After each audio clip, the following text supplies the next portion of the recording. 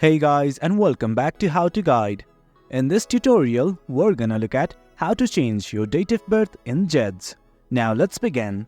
Do note that I have already logged into my account. In case you have not, do log in right now. Well, right here, what we need to do is simply go to Profile.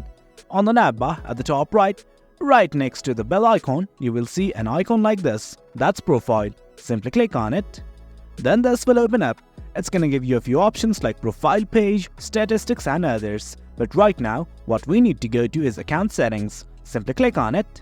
Then a new page will open up, that's Account Management. In the first tab, that's Account Settings, you'll see something like your username and date of birth. Do note that your date of birth is optional, but right now, we do want to change it. Let's try to change it right now. Well, as you can see, I have changed my date of birth. And right now, we simply want to save the changes. Let's click on this button right here that says Save Changes. And guys, there you go. Our account has been successfully updated. It's as easy as that, guys. That's how you update your date of birth in Zedge. Hope you guys found this video informative, and for more content like this, do remember to hit like, share and subscribe. Your support fuels us. Until next time, thank you.